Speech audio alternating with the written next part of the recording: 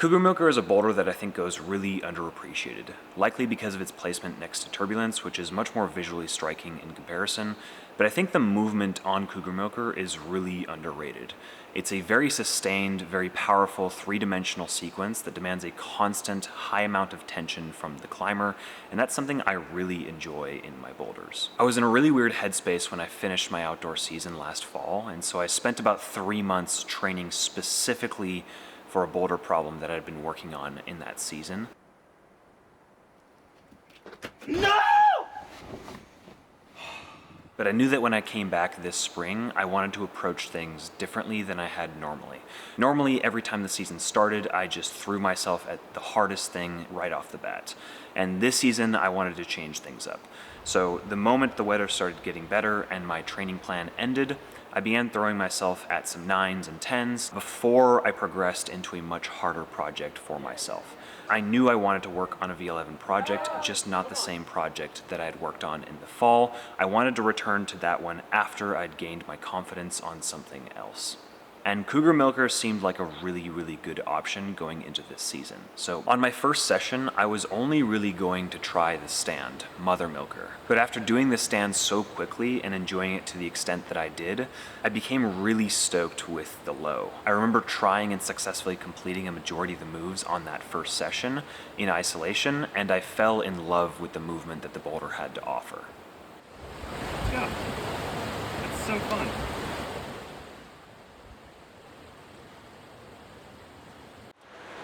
So this is the start to Cougarmilker here. This is the starting rail.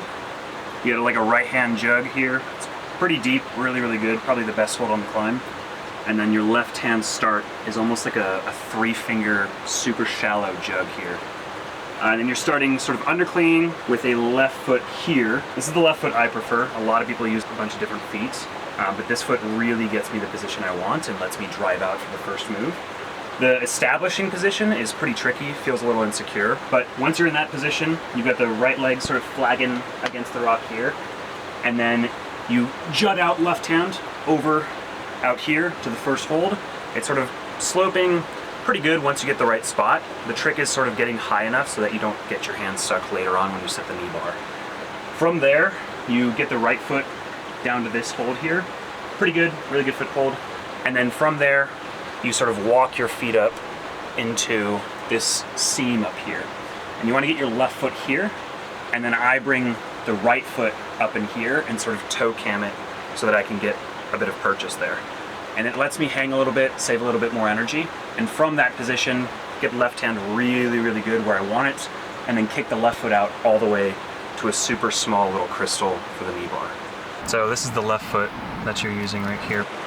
Okay, so from here with the left hand on this hold right here, we swing the left foot up to this tiny little crystal. It's really, really bad when you're low on it, but once you get the knee higher, it feels really good because you're just sort of pressing into the face and then pressing the knee into this big space here.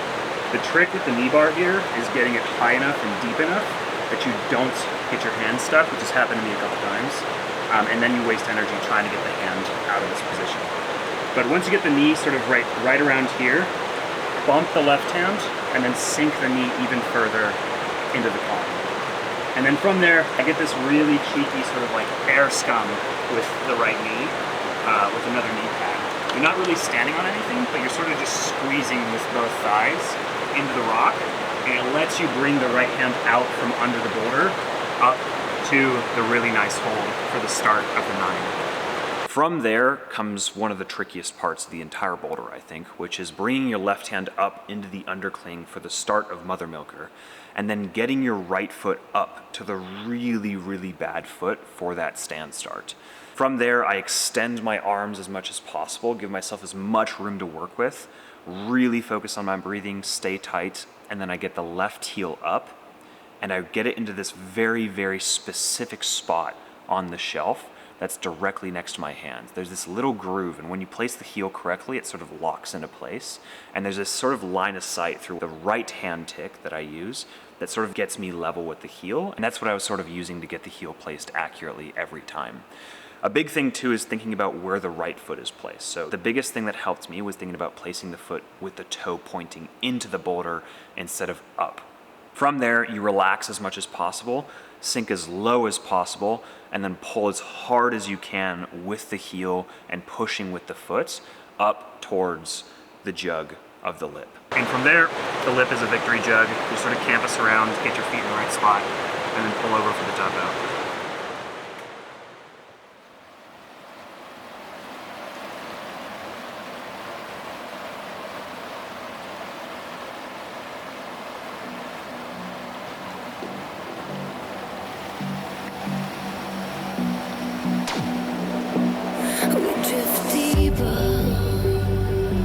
Life goes on. We drift deeper,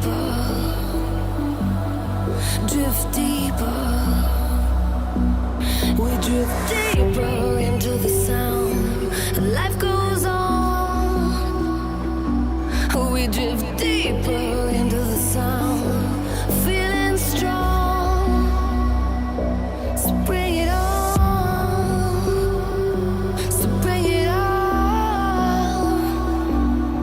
Drift deeper into the sound. Life goes on. We drift deeper into the sound. Feeling strong. So bring it on. So bring it on.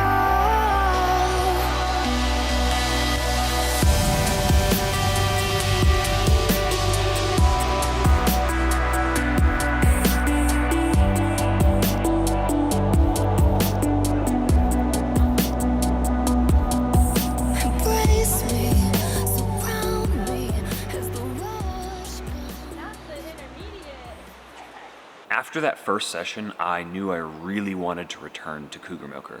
I wasn't entirely sure at first if I was able to do the boulder until I'd tried to make some significant links.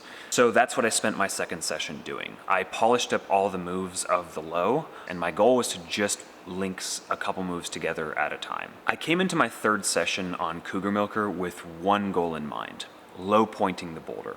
If my hardest boulders have taught me one thing, it's that for me personally, low pointing a boulder is probably the most important thing I can do, especially in circumstances where the crux move is preceded by a series of high sustained, high tension moves that are draining my energy.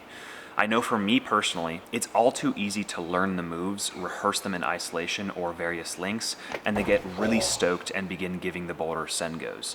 The issue I find with that personally is that if I consistently drop the crux after the intro moves, I begin to reinforce the idea within myself, physically and mentally, that I can't do the crux sequence of the boulder. An idea that is factually untrue, but can significantly impact my progression on a project. So I planned on doing the final move of Cougarmilker to the lip, dropping it, resting, adding another move, running that to the lip, dropping, resting, and then repeating this process over and over and over until I'd find myself doing the entire boulder from the start. So that's what I did throughout the entirety of the third session, and I got extremely close to sending the boulder from only 2 moves in. After doing the crux move in combination with other moves successfully so many times, I began to gain the confidence that I could definitely do the boulder in its entirety.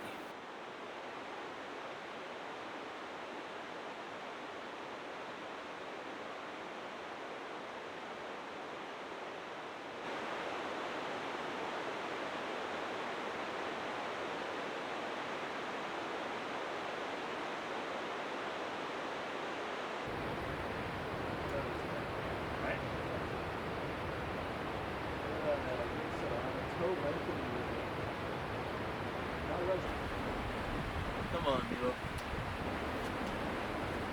Come on. Okay, good. Try hard. Come on.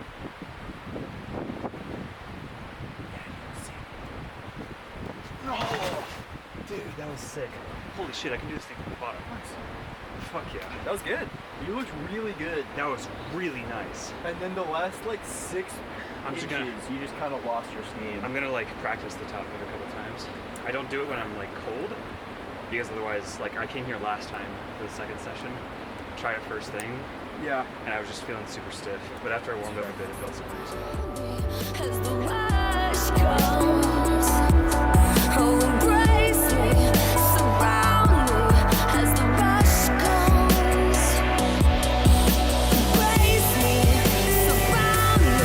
As the rush comes, oh, embrace me, surround me. As the rush comes, oh, embrace me, surround me. As the rush comes, as the rush comes, as the rush comes, as the rush comes, as the rush comes.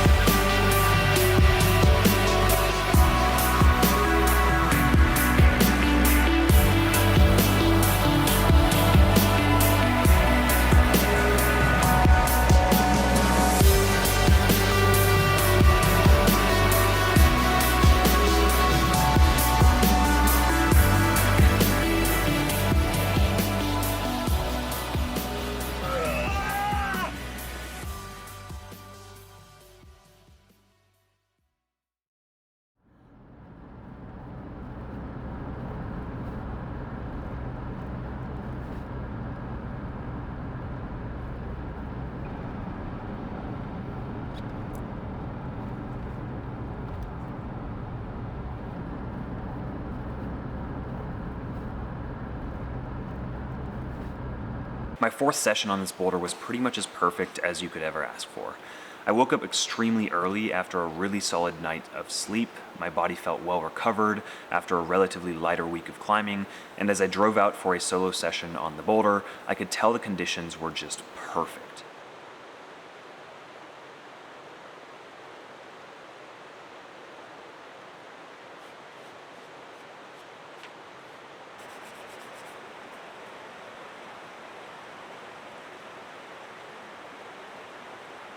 I felt really calm and relaxed, and was probably in the best mental headspace I've ever experienced while giving send attempts on a major project.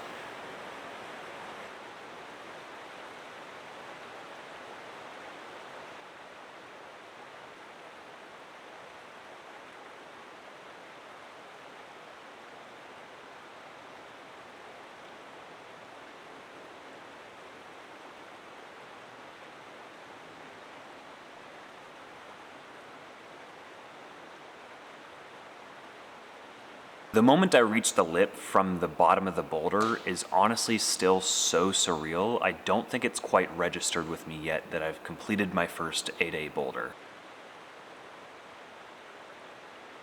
I'm really proud of this accomplishment, of the thousands of hours that preceded it, but also the significant improvements I've made in the last couple of months with my approach to projecting.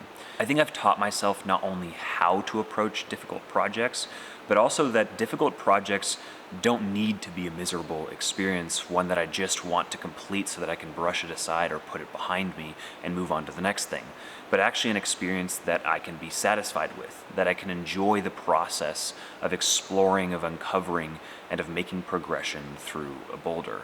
And I think this boulder has done an amazing job at teaching me that process.